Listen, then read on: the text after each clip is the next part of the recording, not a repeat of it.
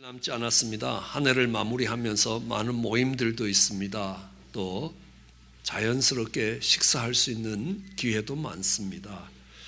식사를 맛있게 하는 것은 어떤 음식을 먹느냐 하는 것보다 누구랑 먹느냐에 달려 있습니다.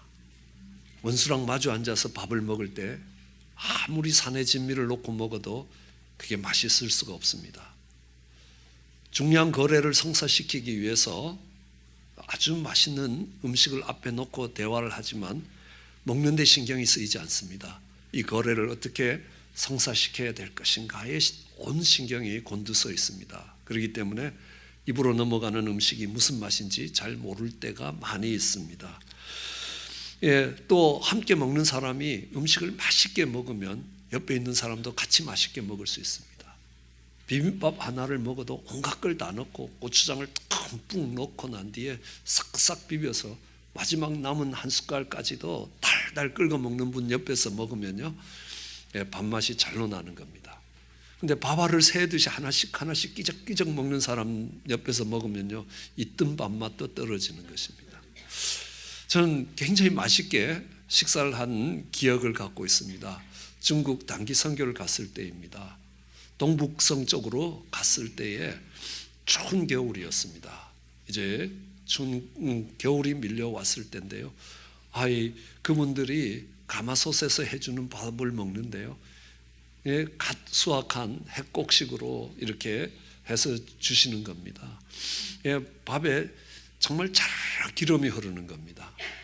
거기에다가 김장김치 하나만 갖다 놓고 된장찌개 하나만 갖다 놓고 먹는데도요, 얼마나 맛있는지 아직도 그 맛이 기억이 나고요. 내가 정년퇴임하면 꼭 그거 먹으러 다시 가야 되겠다 이런 생각을 할 정도입니다. 처음에 갔더니만요, 이분들이요 밥을 주는데 저희는 전기밥솥에 한 밥을 주고 자기들은 가마솥에 한 밥을 먹는 겁니다. 그래서 물었습니다. 왜 이렇게 밥을 다르게 주냐고. 그래서 여러분들이 미국에서 온 귀한 분이기 때문에 이렇게 밥을 다르게 했다는 겁니다. 왜냐하면 전기밥솥은 산지 지금 얼마 안 되는데 이게 아주 비싼 전기밥솥에 한 밥을 가지고 이렇게 귀한 손님을 대접한다는 겁니다.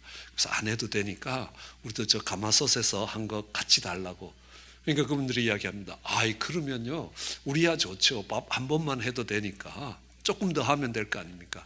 그때부터 얻어먹은 밥이 굉장히 맛있었습니다. 누룽지까지 맛있는 겁니다. 그렇죠? 밥이 맛있으면요, 반찬이 별로 없어도 맛있더라고요. 그냥 어린 시절에 가마솥에서 어머님이 해주시면요, 거기에다가 버터 조금 넣고 간장에 비벼서 계란 하나 깨놓으면요, 그보다 더 맛있는 밥이 없을 정도로 맛있다는 겁니다. 뭐 대단한 반찬도 아니라도요. 근데 어떨 때는 식은 밥을 먹어도, 찬밥을 먹어도 아주 배가 고프면 그 밥이 맛있다는 겁니다. 그래서 우리 말에는 시장이 반찬이라는 말이 있습니다. 정말 좋은 반찬을 놓고 밥을 먹는다고 맛있는 것이 아니라 배고플 때 먹으면 맛있다는 것입니다. 근데 여기서 우리가 배울 중요한 교훈이 하나 있습니다. 그렇다면 배고픈 게 축복이냐는 겁니다. 근데 배고픈 게 축복은 아니라는 겁니다. 그렇지만 배가 고파야 정말 밥이 맛있다는 걸 알 수 있습니다.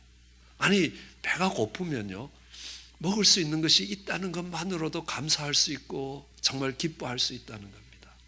배가 고파보지 않은 사람들은, 배고픔의 고통을 느껴보지 않은 사람들은 먹을 수 있다는 것이 얼마나 큰 축복인지 알지 못합니다. 그렇기 때문에 배고픈 게 축복은 아니지만 그 축복을 축복으로 알아볼 수 있게 만들어줍니다. 그 축복이 오는 통로가 될 수 있다는 사실입니다. 잠을 자는 것도 마찬가지입니다. 정말 피곤하면 잠을 잘 수 있다는 것이 얼마나 기쁘고 감사한지, 잠잘 수 있는 시간이 있고 잠잘 수 있는 장소가 있다는 것만으로도 감사하다는 겁니다. 얼마나 아름답고 얼마나 화려하고 얼마나 편안한 자리에 자느냐 아니라는 겁니다. 아무리 아름답고 아무리 편안한 침대가 있는 곳에서 자더라도 하루 종일 하는 일 없이 빈둥빈둥거리다 낮잠도 자고 그러면요, 밤이 와도 잠이 오질 않습니다.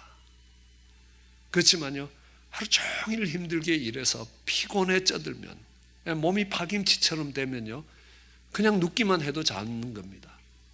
그래서 이렇게 이야기합니다. 머리가 베개에 닿기만 하면 잔다는 겁니다. 근데 저희 아내는 저보고 이렇게 얘기합니다. 머리가 베개로 가는 동안에 잔다는 겁니다. 언젠가는 한번 잠을 자고 있는데 저희 한국에서 방문한 저희 처남이 방에 들어와서 막 깨우는 겁니다. 그럼 왜 깨우냐고 일어나는데요. 옷 좀 벗고 자라는 겁니다. 이렇게 보니까 양복을 입고 외출을 했다가 들어와서 넥타이를 풀고 옷을 벗는다고 생각하면서 한쪽 팔은 벗었는데 한쪽 팔은 끼고 그냥 잔 겁니다. 그러니까 도대체 이렇게 잘 수가 있냐는 겁니다. 예. 옆에서 우리 부교역자 한 분이 이렇게 얘기합니다. 목사님, 그거 은사입니다. 아무 때나 어디서든지 머리만 대면 잘 수 있는 거 은사입니다. 그래요. 그래서 저도 그런 줄 알았습니다. 근데 그 부교역자가 이제 얼마 지나서 개척교회를 하기 시작했습니다. 근데 찾아오더니만요, 목사님 그거 은사 아닙니다. 저도 그래요. 요새 머리만 붙으면 잔다는 겁니다. 정말 힘들게 정말 피곤하지만 열심히 살아온 하루의 결과 너무너무 자고 싶다는 겁니다. 너무너무 피곤하다는 겁니다. 근데 그게 축복이냐? 그게 축복은 아닐 겁니다. 그렇지만 그렇게 피곤하고 정말 이게 졸릴 때 그것은 뭐냐 하면 정말 잠잘 수 있는 시간이 있고 잠잘 수 있는 장소가 있다는 것이 얼마나 큰 축복인지 그 축복을 알아볼 수 있게 만든다는 겁니다. 그래서 축복이 오는 통로가 된다는 겁니다. 그렇게 해보지 않은 사람들은 아무 때나 잘 수 있고 아무 때나 정말 누울 수 있는 사람들은 그 잠잘 수 있는 것이 얼마나 축복인지를 알지 못한다는 겁니다. 그들이 가지고 그들이 누리고 있어도 그것을 축복으로 바라볼 수 없게 되는 겁니다. 그래서 때로는 우리는 부족한 상태에 있을 때도 있습니다. 결핍할 때도 있습니다. 그것이 축복이라고 말하지는 않습니다. 그렇지만 그것이 채워졌을 때의 기쁨이 있고 그것이 채워졌을 때의 감사가 있다는 겁니다. 그 축복을 축복으로 알아볼 수 있게 만드는 그 축복의 통로라는 겁니다. 그렇기 때문에 우리는 우리의 삶에 모자람이 있고 부족함이 있고 결핍함이 될 때 감사할 수 있는 것입니다. 어느 목사님이 이렇게 간증하는 걸 들었습니다. 목사님 아들로 태어나서 교회에 정말 예배 드리는 것이 지겹고 힘들었다는 겁니다. 어떻게 하면 이렇게 도망갈 수 있을까를 연구하다가 어느 날 군대를 가서 정말 논산훈련소에서 정말 고달픈 훈련 생활을 하다가 허락을 받고 예배에 참석하니까 예배 자리에 앉자마자 눈물이 나면서 감격이 되더라는 겁니다. 그 논산훈련소에서 목사님이 하시는 말씀이 그냥 마음에 와 닿더라는 겁니다. 여러분, 논산훈련소에서 말씀을 전하는 목사님이 정말 그가 군대 가기 전에 들었던 목사님들보다 훨씬 설교를 잘해서 그렇겠습니까? 아니지 않습니까? 훈련 생활의 고달픔이, 외로움이, 힘든 것들이 정말 그 예배 드릴 수 있다는 것이 얼마나 큰 축복인지를 알아볼 수 있게 만든 거 아닙니까? 많은 분들이 미국에 와서 정말 신앙생활을 시작하고 믿음 생활을 시작하는 것들을 보게 되는 겁니다. 미국에 계시는 목사님들이 한국에 계시는 목사님들보다 영성이 뛰어나고 설교를 잘해서 그렇겠습니까? 아닐 겁니다. 고향을 떠나서 나라를 떠나서 물설고 낯선 곳에 와서 사는 이민생활이 고달프기 때문입니다. 힘들기 때문입니다. 그 고달픈 이민생활 속에서 정말 가정생활도 힘들 때가 있다는 겁니다. 부부 사이에 다툴 때도 있다는 겁니다. 그게 축복이냐? 그게 축복은 아니라는 겁니다. 그렇지만 정말 내가 하나님 앞에 가서 예배드리고 내가 다른 도움이 없을 때 하나님의 도움을 구하기 위해서 하나님 전을 찾아 나가서 예배드릴 수 있는 겁니다. 그렇게 해서 하나님의 주시는 은혜를 받았을 때 그것 때문에 교회를 찾을 수 있었고 그것 때문에 하나님을 찾을 수 있었고 그것 때문에 믿음 생활을 시작할 수 있었기 때문에 감사할 수 있는 것입니다. 축복이 올 때 그 축복을 축복으로 볼 수 있다는 사실입니다. 그러기에 정말 한국 목사님들보다 미국에 계시는 목사님들의 영성이 뛰어난 건 아니라는 겁니다. 왜요? 그분들의 처지가, 이민자의 처지가 힘들고 고달프고 외롭기 때문에 정말 하나님의 말씀으로 들을 수 있는 기회가 주어진 것입니다. 저는 가끔 네 종류의 밭의 비유를 참 좋아합니다. 왜냐하면요, 이 밭에는 네 종류의 밭이 있다는 겁니다. 길가밭이 있고 돌짝밭이 있고 가시떨기밭이 있고 그 다음에 옥토밭이 있습니다. 똑같이 씨앗이 떨어지는데, 생명이 있는 씨앗이 떨어지는데 길가밭에는 정말 그 말씀이 들어가지도 않는다는 겁니다. 돌짝밭은 그 말씀을 받아들이지만 뿌리를 내리지 못하고 싹을 틔웠다가 금방 말라 죽는다는 겁니다. 가시떨기밭은 뿌리를 깊게 내리지만 이게 가시떨기에 눌려서 자라질 못해서 열매를 맺지 못합니다. 옥토밭에 떨어지면요 30배, 60배, 100배의 수확을 거둘 수 있다. 이 비유가 우리에게 말해주는 게 뭐겠습니까? 어떤 생명의 말씀이 떨어지느냐가 중요한 게 아니라는 것입니다. 그 생명의 말씀을 받을 수 있는 밭이 어떻게 준비되어 있느냐라는 것이 중요한 겁니다. 물론 알곡과 가라지인데 가라지를 뿌리면 결코 알곡을 거둘 수 없습니다. 거기엔 생명이 없기 때문에 그렇습니다. 그러나 똑같은 알곡이 뿌려진다 할지라도 그 밭에 따라서 달라지는 것입니다. 이게 설교하는 목사에게 얼마나 위로가 되고 정말 감사한지 모릅니다. 설교를 했는데 한 사람도 은혜를 못 받았다. 그러면 이거는 알곡이 아니라 가라지였기 때문에 그렇다. 이렇게 할 수 있습니다. 그렇지만요, 그 말씀을 들은 사람 중에 한 사람이라도 그것을 하나님의 말씀으로 듣고 그 삶이 바뀐다면 그 다음에는 책임이 말씀을 전한 사람의 책임이 아니라 밭의 문제다. 예. 저희 교회에 이 말씀을 듣고 한 사람도 변화되는 사람이 없다. 그러면 이건 목사의 책임일 겁니다. 생명 없는 말씀이 전해졌기 때문에요. 그러나 한 사람이라도 은혜를 받고 삶이 달라지면요, 나머지는 말씀을 듣는 밭의 문제다. 그러니까 얼마나 위로가 되겠습니까? 예, 요한계시록을 읽다가 보면 이 반모섬으로 유배를 갔던 요한이라는 사도가 주일이 되니까 정말 큰 나팔 소리 같은 하나님의 음성을 듣습니다. 계시록 1장 10절에 나옵니다. 주의 날에 내가 성령에 감동하여 내 뒤에서 나는 나팔 소리 같은 큰 음성을 들었다. 그래서 하나님 왜 이래 사람을 차별하십니까? 요한은 하나님의 음성을 듣는데 그냥 세미한 음성도 아니고 나팔 소리 같은 그런 하나님의 음성을 듣는데, 저도 그런 음성을 듣게 해 주십시오. 그랬더니만 너 반모섬 갈래? 그러시더라. 반모섬에 가면 그렇게 들린다는 겁니다. 왜요? 정말 죽이기 위해서 가마솥에 집어 던졌는데 이게 안 죽는 겁니다. 그러니까 반모섬에 유배를 시킨 겁니다. 죽지 못해 사는 섬이라는 겁니다. 고통스러운 겁니다.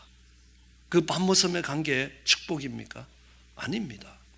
축복은 아니지만 그때 하나님의 음성을 들을 수 있는 기회가 된다는 것입니다. 하나님이 말씀하시는 소리를 듣습니다. 세상 가운데 푹 빠져 있으면 하나님이 큰 소리로 외쳐도 그게 안 들린다는 겁니다. 내 인생의 고난과 어려움과 힘든 시간들이 지나갈 때 하나님의 음성이 들려온다는 겁니다. 그런 역사들이, 그런 경험들이 필요하면 선교지로 가보십시오. 저희가 동북성으로 선교를 갔을 때였습니다. 두 번째 갔을 때였습니다. 저녁이 되어서 기도하는 시간이었습니다. 말씀을 끝내고 기도하는 시간이 되어서 우리는 통성으로 정말 열심히 기도했습니다. 그런데 갑자기 어느 한 분이 문을 열고 들어옵니다. 근데 갑자기 기도 소리가 폭 죽어가는 겁니다. 차가운 기운이 그 건물 안으로 싹 밀려오는 걸 느낍니다. 그래서 영적인 방해라고 생각하고 더 열심히 기도했습니다. 그래서 한 분 정말 기도해 드렸습니다. 그분들의 문제가 해결되고 그분들의 병이 떠나가기도 하는 겁니다. 그래서 끝나갈 때쯤 되니까요, 제일 늦게 들어오신 분이 앞으로 오더니만 저도 기도해 주십시오 그랬어요. 당연히 해드리죠 하고 같이 열심히 기도했습니다. 그리고 그분이 고맙다 하고 갔습니다. 집회를 끝내고 나니까요, 그 교회의 관계자들이 이야기합니다. 예, 목사님이 마지막으로 기도한 사람이 공안이었습니다. 예, 그래도 하느님의 은혜가 임하면요, 그 역사들이 일어나는 겁니다. 이게 무엇 때문이겠습니까? 기도하는 목사의 영성이겠습니까? 아닐 겁니다.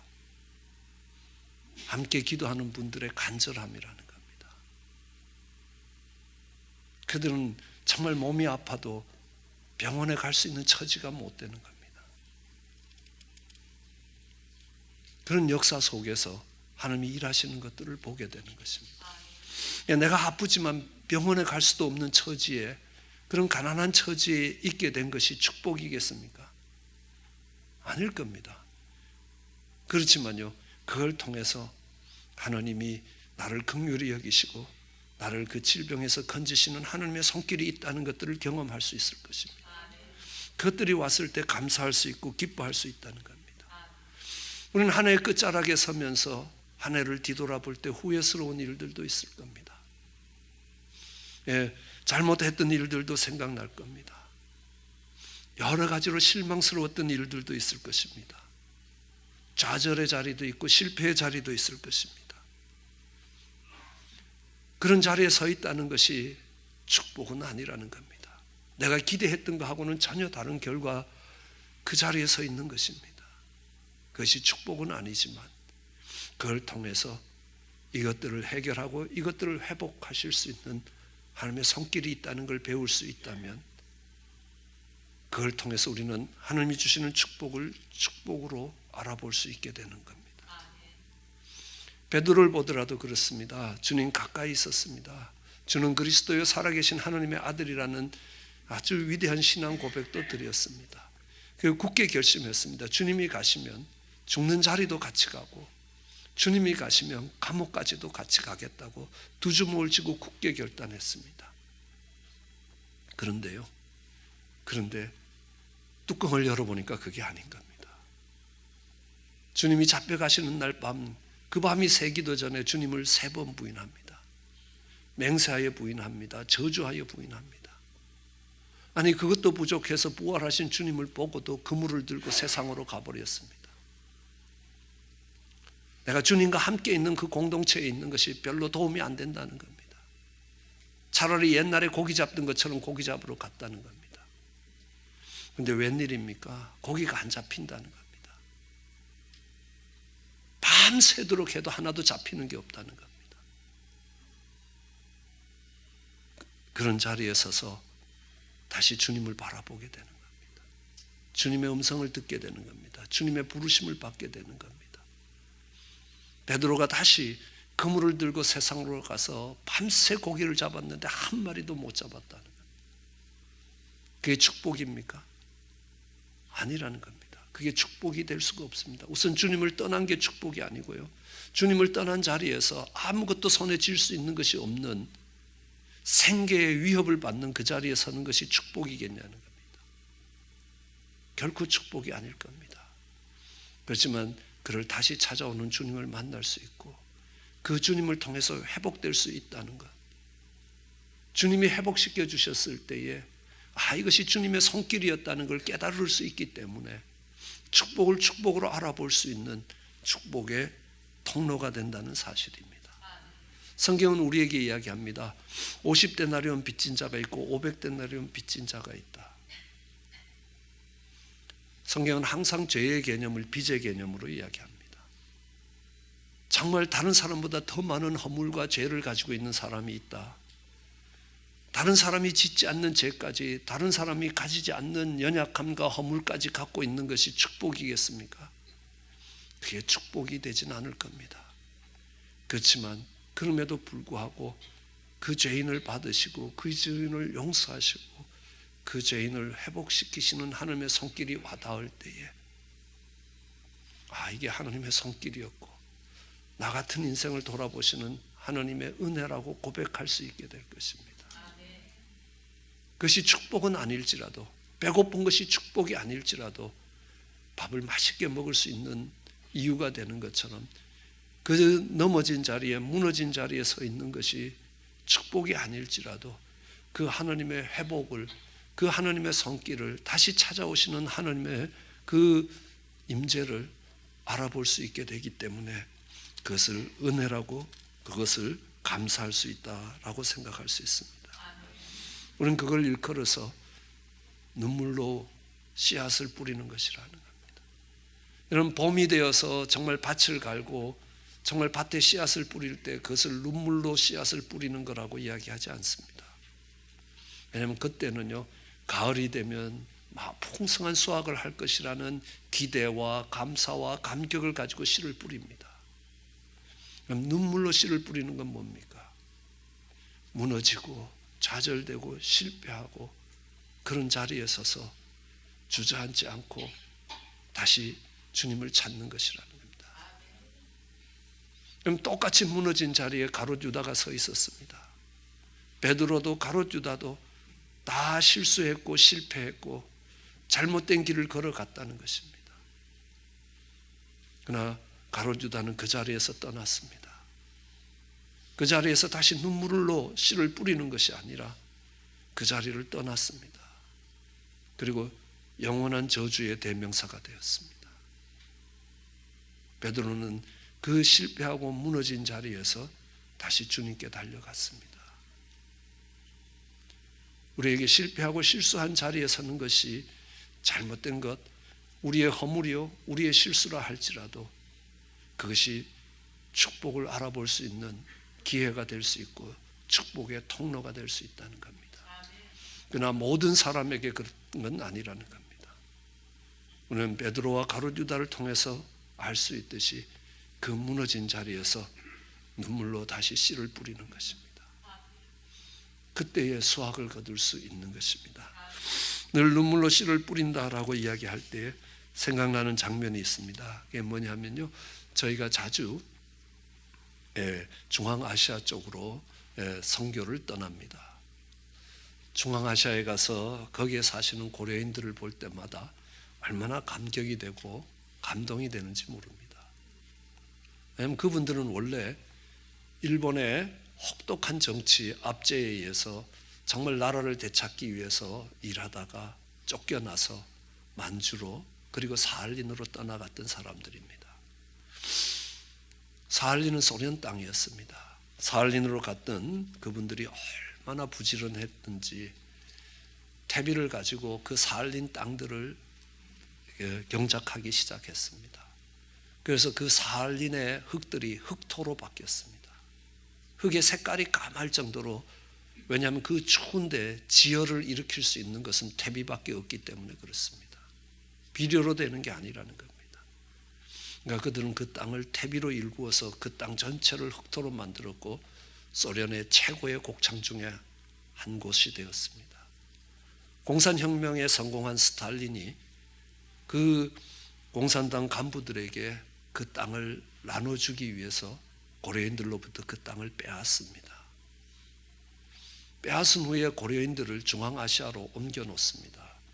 이주가 아니라 인종청소였습니다. 영하 30도가 넘는 그런 열차 속에 난방 하나 없이 그들을 그 사할린에서부터 중앙아시아까지 옮겼습니다. 가장 추운 때를 골라서 옮겼습니다.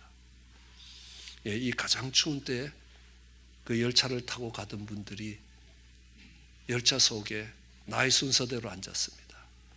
제일 나이가 많은 분들이 바깥에 앉았습니다. 제일 가운데 그들의 손주들을 세웠습니다. 가다가 수많은 사람들이 얼어 죽었습니다.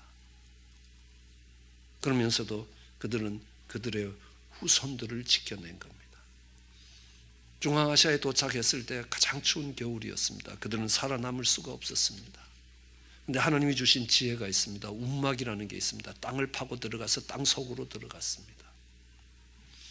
카자흐스탄에 있는 일부 주민들의 도움을 받아서 그들은 그 겨울을 지나갈 수 있었습니다. 그들이 그 사할린을 떠나올 때 씨나락을 갖고 왔습니다. 옥수수를 갖고 왔습니다. 씨앗들을 갖고 왔습니다. 그럼 그 해에 3분의 1이 죽어가면서 3분의 1이 굶어 죽고 얼어 죽으면서도 그 씨앗들을 건드리지 않았습니다. 그 다음 해에 그들이 그 씨를 뿌렸습니다. 그때 그 씨앗은요, 눈물의 씨앗이라는 겁니다. 눈물이었습니다. 가작분들이 이야기합니다. 참 고려 사람들은 독한 사람들이라고. 우리 같으면 그거 다 삶아 먹었을 거라는. 그렇게 씨앗을 뿌렸습니다. 그리고 농사를 지었습니다. 그 사회가 달라지기 시작했습니다.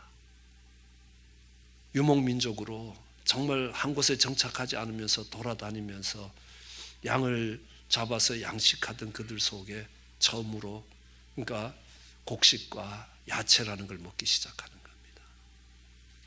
그들의 식문화가 달라졌습니다. 그들의 평균 수명이 달라지기 시작하는 겁니다. 그리고 그 고려인들은 그 사회의 지도급 사람들이 되는 겁니다.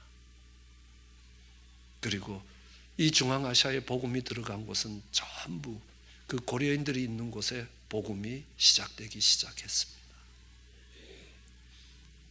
그들이 나라를 잃어버리고 빼앗긴 나라에서 정말 더 이상 살 수 없어서 사할린까지 쫓겨갔다가 다시 저기 중앙아시아에까지 밀려간 것이 축복이겠습니까?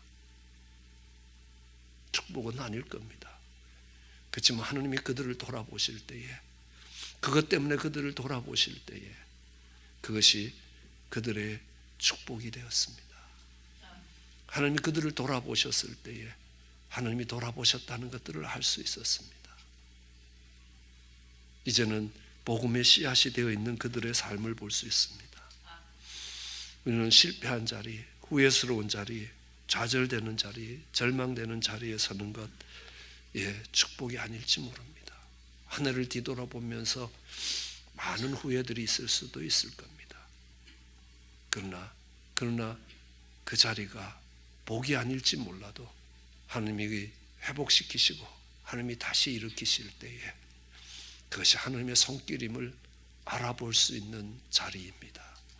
그러기에 그 자리에 서서 감사할 수 있다는 것입니다. 우리는 광야에서 금송아지를 만들었던 이스라엘 백성들을 알 수 있습니다. 그 이민길을 지나가면서 정말 손에 쥘 수 있는 가치가 있는 것들을 움켜쥐면서 그것이 하나님인 것처럼 살아가는 이스라엘 백성들의 모습을 그 광야에서 볼 수 있습니다. 그들은 그들의 인생을 잘못 산 겁니다. 실패한 겁니다. 후회스럽게 산 것입니다. 죽을 수밖에 없고 멸망당할 수밖에 없는 그 자리에 섰습니다. 그러나 그들이 그 자리에서 다시 눈물을 흘립니다. 다시 하나님을 찾습니다. 그 금송아지를 만들었던 손으로 성막을 짓기 시작했습니다. 하나님의 임재가 회복되었습니다. 하나님이 그 광야길에 함께 하셨습니다. 그들이 금송아지를 만든 자리가 축복된 자리라는 건 아닙니다. 오히려 멸망당할 수밖에 없는 자리라는 것, 실패한 자리입니다. 후회스러운 자리입니다. 잘못 살아온 자리라는 겁니다. 그러나 그 자리에 섰기 때문에 하나님을 찾을 수 있고 그 하나님을 찾았을 때 하나님이 주시는 축복이 어떤 것인지를 알아볼 수 있게 된 것입니다. 그것이 그들이 실패한 자리에서 다시 눈물로 씨를 뿌렸기에 그들은 다시 성막을 시공할 수 있는 자리가 되는 것입니다. 다윗 왕의 인생도 그렇습니다. 자기의 충실한 부하를 죽이고 정말 그 아내를 빼앗았습니다. 멸망당할 수밖에 없는 인생입니다. 죄악 가운데 무너져야 될 인생이라는 겁니다. 하나님의 심판 앞에 놓여질 수밖에 없는 인생이라는 겁니다. 잘못 산 인생입니다. 후회스러운 인생입니다.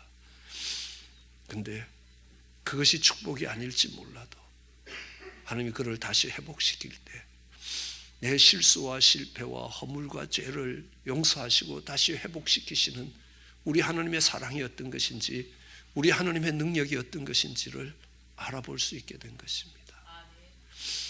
그가 하나님께 헌신되었고 그가 하나님께 탁월했기 때문에 그가 받아낸 축복이 아니라는 겁니다. 그가 무너진 자리에서 있었기 때문에 이것이 하나님의 은혜였고 이것이 하나님의 긍휼과 사랑이었고 이것이 연약한 자를 다시 일으키시는 하나님의 능력으로 알아볼 수 있었던 것입니다. 다윗이 그렇게 할 수 있었던 것은 내 실패와 내 후회와 내 좌절을 가지고 무너진 것이 아니라 그때 눈물로 다시 씨를 뿌렸기 때문입니다. 그 자리에서 좌절한 것 아니요, 그 자리에서 눈물로 다시 씨를 뿌린 것입니다. 그러기에 그는 기쁨으로 단을 거둘 수 있고 그 단을 안고 이렇게 고백했을 것입니다. 내 인생에 긍휼을 베푸신 하나님, 보잘것없는 인생을 끝까지 붙드신 그 하나님, 그 하나님을 알아볼 수 있게 되고 그 하나님께 감사할 수 있게 될 것입니다. 오늘 한 해를 지나오면서 후회스럽고 정말 좌절되고 실패한 자리에 계셨습니까? 감사하십시오. 그걸 통해서 하나님이 우리 인생을 회복시키실 것이며 하나님의 그 긍휼과 사랑이 얼마나 큰 것이며 그 하나님의 능력이 우리를 회복시켜 가실 것이라는 것. 그때 그 하나님 그 능력을 알아볼 수 있게 되고 그 사랑을 알 수 있는 자리에 서게 될 것입니다. 예, 실패한 그 자리에서 눈물로 씨를 뿌리십시오. 희망과 기대를 갖고 뿌리는 것 아닙니다. 지나온 자리에서 좌절과 절망에서 흐르는 눈물, 그렇지만 그것이 복음의 씨앗이 되도록 하면 하나님이 기쁨의 단을 거두게 하실 것입니다. 그런 은혜가 우리 모두에게 있기를 주의 이름으로 축원합니다. 기도하시겠습니다.